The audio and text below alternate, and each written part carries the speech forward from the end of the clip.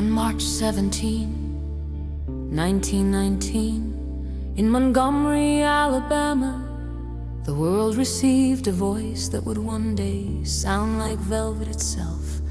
Nathaniel Adams Cole's known forever as Nat King Cole. Born the son of a Baptist preacher and a church organist, his earliest memories were made of hymns, sunlight through stained glass, and the rhythm of gospel piano beneath the sermons.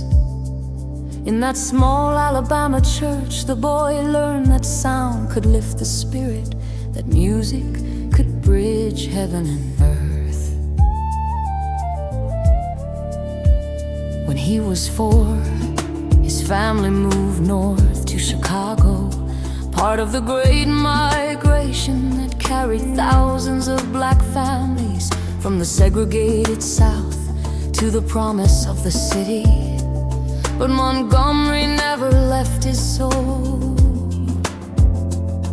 The warmth, the cadence, the quiet dignity of the South stayed in his phrasing, in his manner, in the softness that would later define his art.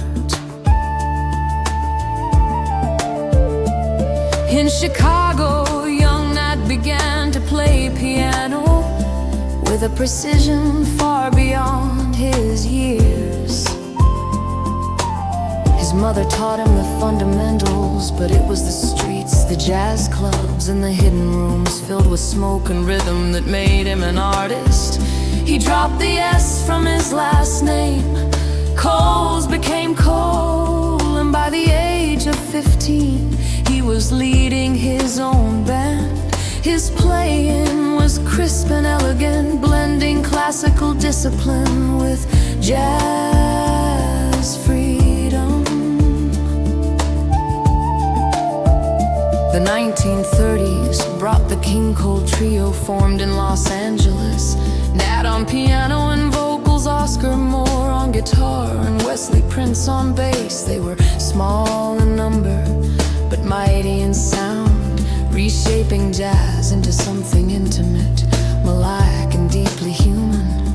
While others swung fast and loud, Nat played with space, with calm, a kind of quiet genius that made each note breathe. Then came the voice, smooth, tender, effortless. It wasn't planned, it wasn't trained, it was born.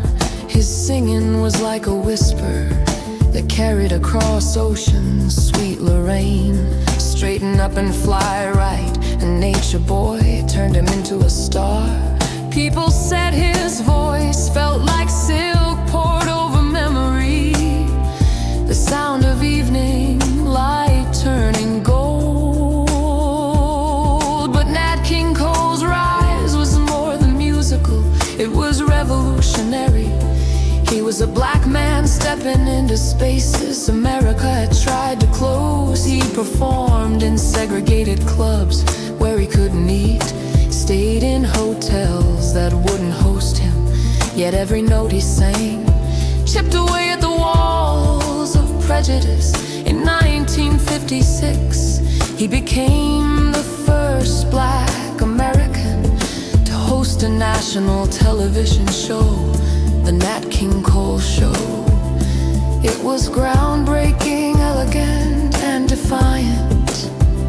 A man of grace standing before a nation divided. Advertisers fled, networks hesitated, and when asked why, Nat said simply, Madison Avenue is afraid of the dark.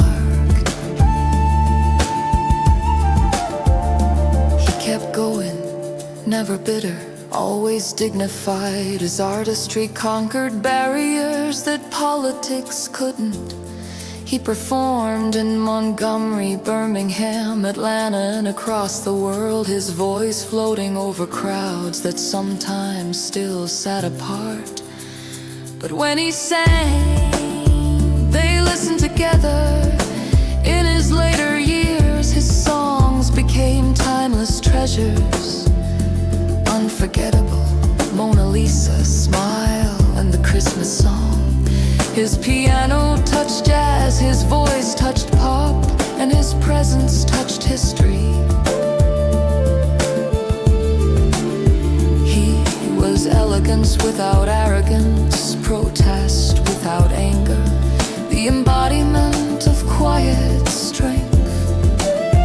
Nat King Cole died of lung cancer on February 15, 1965. In Santa Monica, California, the world mourned not just a musician, but a symbol. A man who brought beauty into a country scarred by division. He was laid to rest in Los Angeles, but Alabama remembers.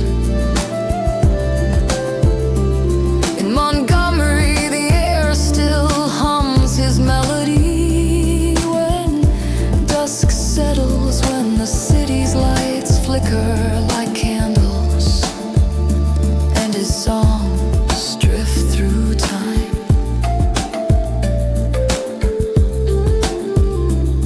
His daughter, Natalie Cole, carried his music into another century, singing with him long after his passing.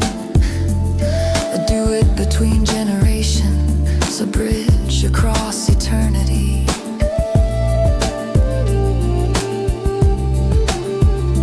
Nat King Cole,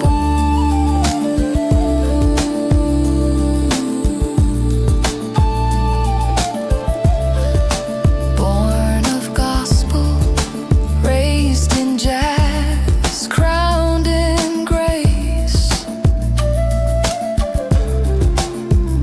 remains one of Alabama's brightest sons, a voice that taught the world that gentleness